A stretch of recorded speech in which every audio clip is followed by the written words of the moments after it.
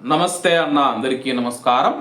కువైట్లోని Jleeb all సువైక్ ప్రాంతంలో భారీ తనిఖీలు నిర్వహించిన విషయం అందరికీ తెలిసిందే. ఇందులో భాగంగా కువైట్లోని జిలీబ్ ప్రాంతంలో ఉన్న సుమారు 1200 అక్రమ కట్టడాలకు విద్యుత్ మరియు నీటి సరఫరాను నిలిపివేయడానికి ఒక భారీ ప్రణాళిక సిద్ధం చేసినట్లు స్థానిక మీడియా పేర్కొంది. జిలీబ్ ఆల్ సువైక్ ప్రాంతంలో తాజాగా నిర్వహించిన భద్రతా తనిఖీల అనంతరం విద్యుత్ మరియు నీటి వ్యవహారాల మంత్రిత్వ శాఖ ఈ నిర్ణయం తీసుకుంది. తాజా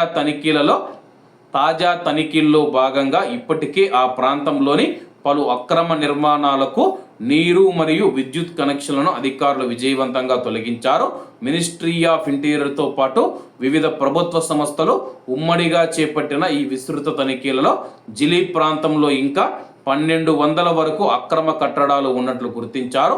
విద్యుత్ నీటి సరఫరాను నిలిపివేసి భవనాల్లోని ప్రవాసులందరినీ అధికారులు ఇప్పటికే అక్కడి నుంచి ఖాళీ చేయించారు.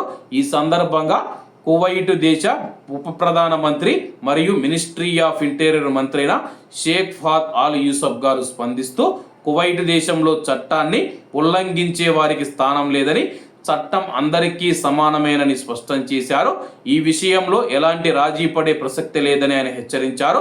జిలీబ్ ఆల్ సువైక్తో పాటు కువైట్ దేశంలోని అన్ని ప్రాంతాలలో భద్రతా తనిఖీలను ముమ్మరం చేస్తామని చెప్పేసి దేశంలో ఏ ప్రాంతాన్ని కూడా చట్టవిరుద్ధ కార్యకలాపాలకు వేదికగా మారనివ్వబోమని చెప్పేసి ఆయన స్పష్టం చేశారు. ప్రస్తుతం జిలీబ్ ఆల్ సువైక్లో అయితే తనిఖీలు నిర్వహించారు.